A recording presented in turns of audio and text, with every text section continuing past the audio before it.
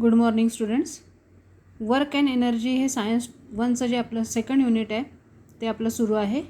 त्याच्या पहिल्या व्हिडिओमध्ये आपण कन्सेप्ट ऑफ वर्क बघितला होता. आता त्यानंतर आपण वर्क आणि फोर्सचं डायरेक्शन यांच्यामधलं रिलेशनसुद्धा बघितलं होतं. जसं की या 3 उदाहरणांमध्ये आपल्याला दिसतं की इथे direction of force and direction of displacement are same. Here direction of force and direction of displacement are different to each other. Now what is work? Work is a vector quantity. Vector quantity आहे work. आणि वर्कमध्ये आपल्याला जर दिसलं तर याचं expression काय आहे? W is equals to F into S आहे.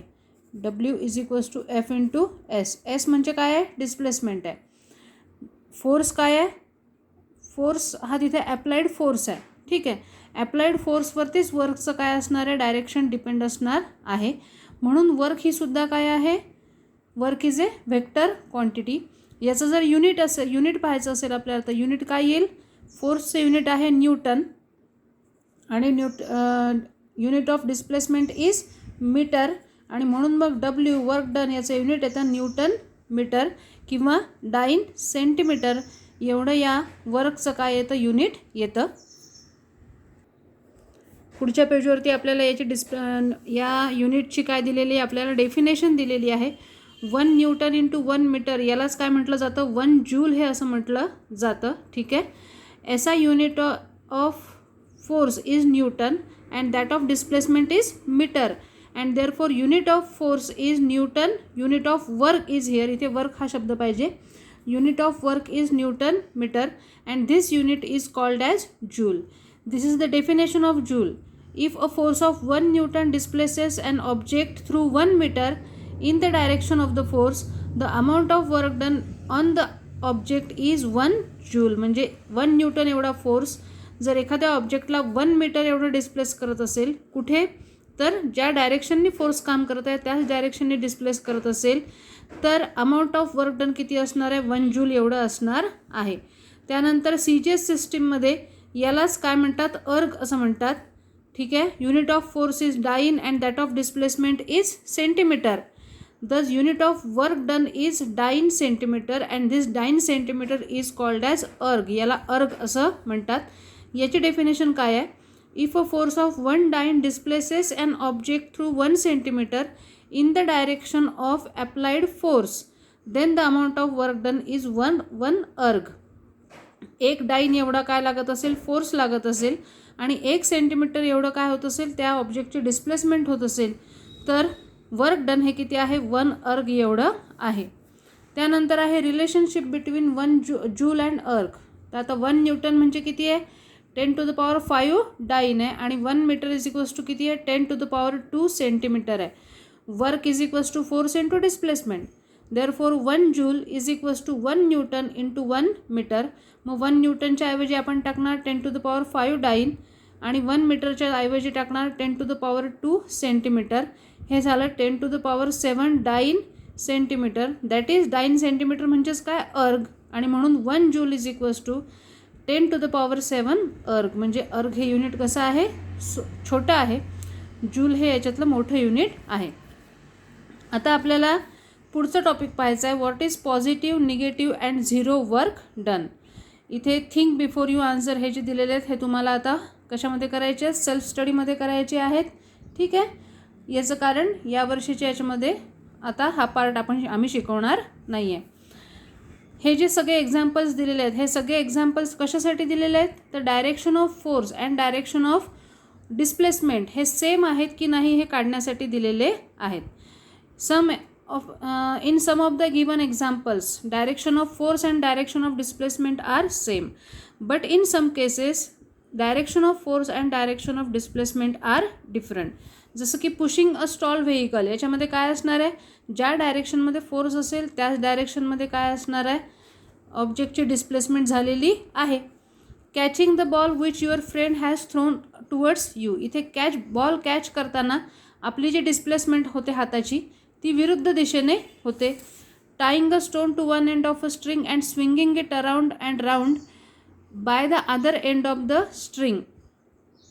म्हणजे एक स्टोन घ्यायचा आहे आणि तो काय करायचा आहे? स्ट्रिंगनी बांधायचा आहे आणि त्याला काय करायचं आहे? स्विंग करायचं आहे. इथे डायरेक्शन ऑफ डिस्प्लेसमेंट कुठे आहे? सेंटर कुठली मोशन आहे ही सर्क्युलर मोशन आहे, म्हणजेच डायरेक्शन ऑफ मोशन कुणीकडे असणार आहे, towards the centre of the circle असणार आहे. तीच मोशन डिस्प्लेसमेंट कशी आहे, along the circumference of the circle displacement झालेली आहे. आता यांचं काय रिलेशन आहे किंवा याच्यावरनं positive negative zero work done हे कसं ठरवलं जातं, तर त्याच्यासाठी आपल्याला काय दिलेलं आहे इथे खालती या डेफिनेशन्स दिलेल्या आहेत. when the force and displacement are in the same direction, both are same, that is theta is equals to 0, the work done by the force is positive. त्या केसमध्ये फोर्स किती असणार आहे, वर्क डन पॉझिटिव्ह असणार आहे. Work done by the force is positive work done. When the force म्हणजे जसं तुम्ही सायकल चालवत चाललेले आहात, खूप सारे एक्झाम्पल्स आपल्याला पॉझिटिव्ह वर्क डनचे देता येतील. सायकल चालवताय तुम्ही, it is positive work done. त्याच्यानंतर एखादी गाडी चाललेली आहे, तिथे केमिकल एनर्जी लागलेली आहे, तीसुद्धा काय आहे, पॉझिटिव्ह वर्क डनच करत आहे. ठीक आहे. When the force and displacement are in opposite direction, that is theta is equals to 190. म्हणजे या डायरेक्शननी फोर्स लागलेला असेल तर या डायरेक्शननी त्याच्या अपोजिट डायरेक्शननी काय झालेली आहे, डिस्प्लेसमेंट झालेली आहे. त्या केसमध्ये या दोनमध्ये जो अँगल असतो तो किती असतो, 180 एवढा असतो. आणि म्हणून मग वर्क डन थिटा किती दिलेला आहे, तिथे 180 दिलेला आहे. The work done by the force is negative work done, जसं की सेकंड एक्झाम्पलमध्ये आहे. ठीक आहे. पाचव्या एक्झाम्पलमध्ये आहे stopping a moving car by applying brakes, it is also negative work done. याचा एक चांगलं एक्झाम्पल आपल्याला देता येईल ते म्हणजे स्विमिंगमध्ये काय करतात, तुम्ही स्विमिंग करताना पाहिलं असेल. ठीक आहे. तर स्विमिंगमध्ये काय केला जातो, बॅकवर्ड डायरेक्शनमध्ये फोर्स लावला जातो आणि फॉरवर्ड डायरेक्शनमध्ये काय होते, त्या स्विमरची मूवमेंट झालेली आपल्याला दिसते.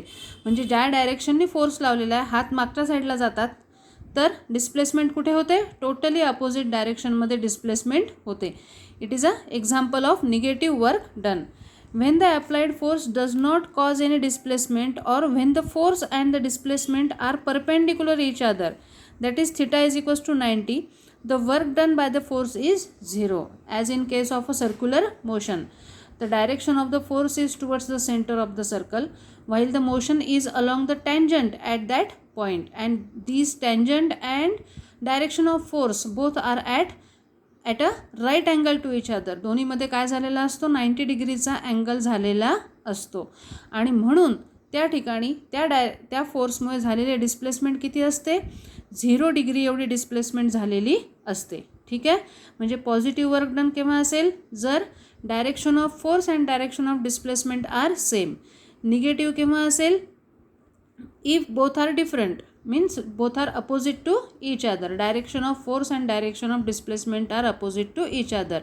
And when zero work is done, when there is no displacement, that is S is equals to 0. In that case काय राहील, वर्क डन हे 0 राहणार आहे. ठीक आहे.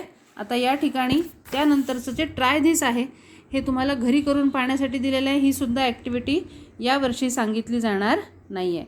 त्यानंतरचा जो छोटासा टॉपिक आहे, suppose an artificial satellite is moving around the earth in circular orbit, as the gravitational force acting on the satellite along the radius of the circle and its displacement along the tangent to the circle are perpendicular to each other, the work done by the gravitational force is 0. म्हणजे gravitational फोर्सकडनं झालेलं work done हे किती असतं, त्या केसमध्ये 0 असतं.